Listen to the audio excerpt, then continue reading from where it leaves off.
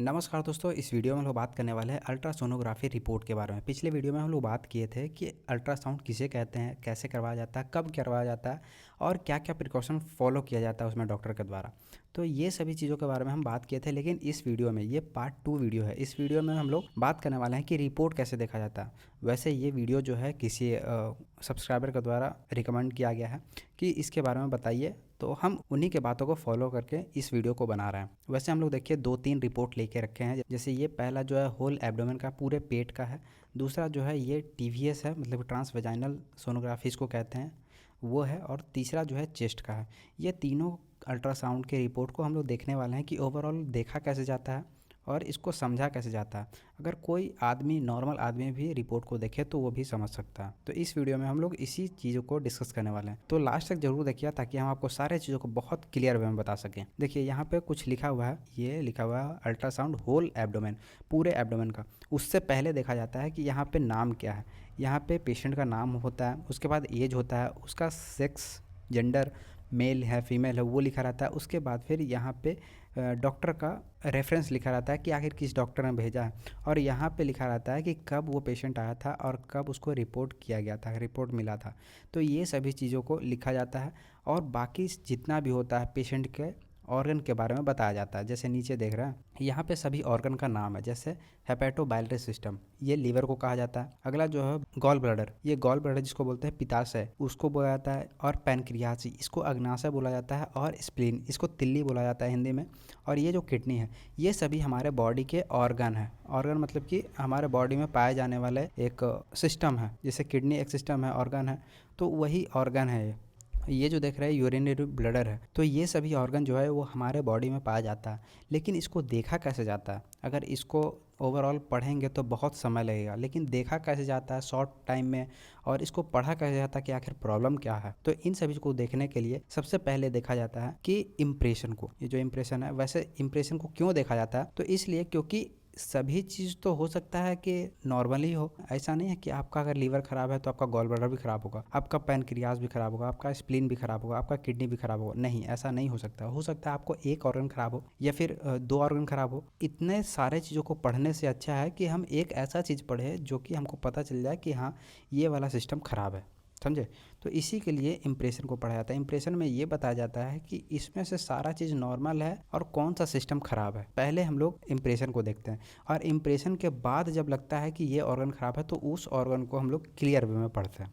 जैसे यहाँ पे लिखा हुआ है, एव feature are parietal liquid right lobe liver abscess with rupture into the right pleural cavity. अब इसका कहने का मतलब है कि ये जो है, ये जो लीवर है उसमें घाव की तरह बना हुआ है।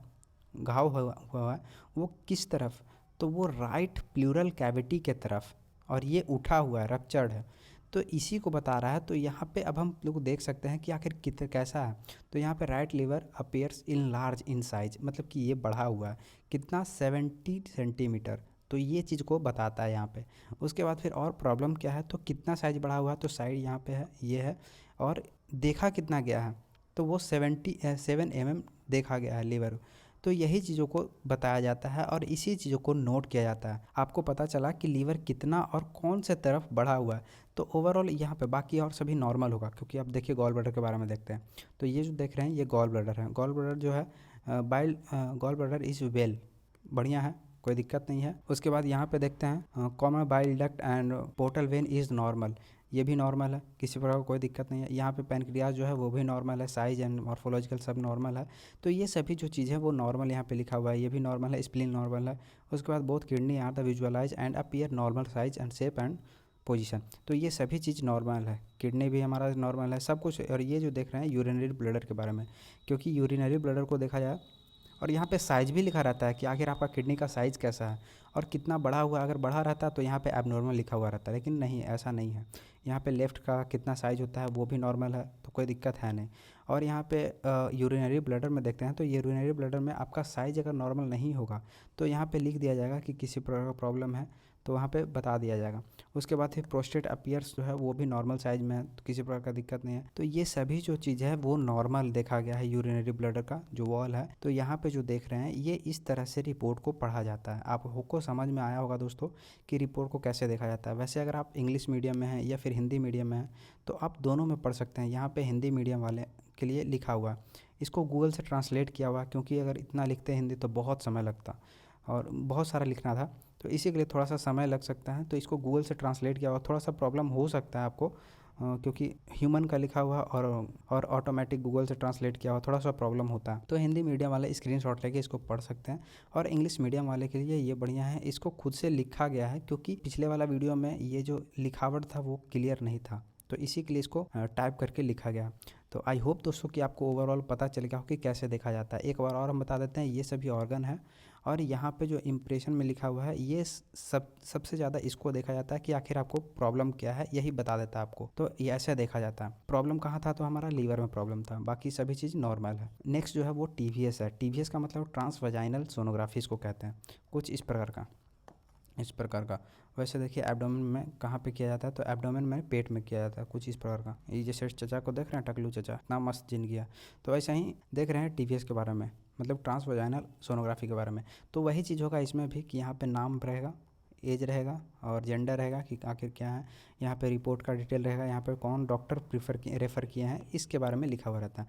बाकी ऊपर में जो यहाँ पे लिखेगा कि राम रहीम जो भी जिसका नाम है, जिस अल्ट्रासाउंड, तो उस अल्ट्रासाउंड का यहाँ पे नाम रहता है। तो आई होप कि आपको समझ में आएगा। अब नीचे आते हैं अल्ट्रासाउंड के बारे में। यहाँ पे लिखा हुआ है यूट्रस इज एंटीवर्टेड, मल्टीपेरस साइज इतना है 5.8 इंटू 2.8 इंटू 3.9 सेंटीमीटर, नॉर्मल इन आउटलाइन। ये नॉर्मल बता रहा है कि आउटलाइन नॉर्मल है। ये यूट्रस मतलब कि गर्भाशय जिसको बोलते हैं, कुछ इस प्रकार का नहीं होता। हाँ, ये फीमेल ऑर्गन है यूट्रस। तो ये जो है इसका टेक्सचर जो है वो नॉर्मल है, इसको बता रहा है आउटलाइन को ये। और उसके बाद नो एनी RPOC सीन, इसका मतलब होता है प्रोडक्ट ऑफ कॉन्सेप्शन। अब ये क्या होता है, तो ये देखिए, ये जब यूट्रस में किसी प्रकार का बेबी वगैरह रहता है और किसी पिल्स को लेने के बाद जब ब्लीडिंग हो जाता है, निकल जाता है और कुछ बच जाता है भाग, तो उसी को बोला जाता है RPOC, प्रोडक्ट ऑफ कंसेप्शन, इसी को कहा जाता है। और इसी से ब्लीडिंग होते रहता है धीरे धीरे, तो उसी को बोलते हैं कि आप अल्ट्रासाउंड करवाइए तो ये चीज़ दिखाई देता है, तो इसी को बोलते हैं products of conception.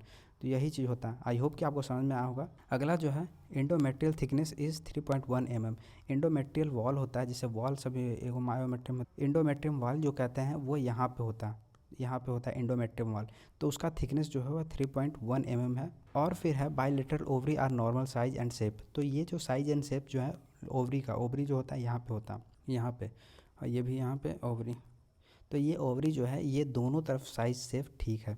Left ovary major इतना है 5.0 cc का, और no to mass seen in either side, किसी प्रकार का ऊपर नीचे नहीं है, दोनों सब सेम है, ऐसा लिखा हुआ है इसमें। उसके बाद POD इज़ क्लियर। POD का मतलब क्या होता है, तो इसको बोलते हैं प्रूफ ऑफ डिलीवरी। तो ये गलत हो गया है, इसको बोलते हैं पॉच ऑफ डॉगल्स। POD, पॉच ऑफ डॉगल्स, पॉच ऑफ डॉगल्स इसको कहते हैं।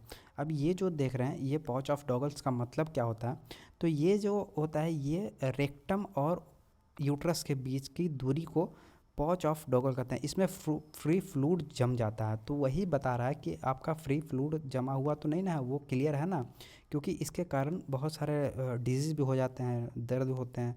तो ये इसी को बोला जाता है पॉच ऑफ डॉगल्स। अब ये कैसा होता है, तो ये आपका रेक्टम है, रेक्टम नीचे की ओर होता है, रेक्टम नीचे की ओर होता है, और आपका जो ओवरी है, आपका जो यूट्रस है, तो इस जगह के बीच में एक स्पेस होता है, कैविटी होता है, खाली जगह, उसमें फ्लूइड वगैरह जम जाता है। तो उसी चीज़ को यहाँ पे बताया जाता है कि पॉच ऑफ डॉगल्स के बारे में। तो ऐसा कुछ होता है। अब यहाँ पे देख रहे हैं नो सिग्निफिकेंट एबनॉर्मेलिटी डिटेक्टेड, मतलब कि किसी प्रकार का एबनॉर्मेलिटी डिटेक्टेड नहीं हुआ, तो इसके बारे में बताया जाता है। वैसे ये जो देख रहे हैं यहीं पे होता है, ये जो आप कैविटी देख रहे हैं इसी कैविटी में प्रॉब्लम होता है। आई होप कि आपको समझ में आया होगा दोस्तों। अब देखिए यहाँ पे हिंदी मीडियम में भी लिखा हुआ है, आप इसको पढ़ सकते हैं और समझ सकते हैं, और अगर नहीं समझ में आया तो दोबारा देखिएगा। अगला जो है चेस्ट के बारे में है। ये चेस्ट का अल्ट्रासाउंड कुछ इस प्रकार से होता है, हम पिछले वीडियो में बता चुके हैं, अगर नहीं देखे हैं तो जाके ज़रूर देखिएगा, बहुत क्लियर से बताया हुआ है। अब यहाँ पे जो देख रहे हैं, पहले क्या देखते हैं, तो पहले इम्प्रेशन को देखते हैं, क्योंकि हम आपको बताएं ऊपर से कोई मतलब नहीं रखना।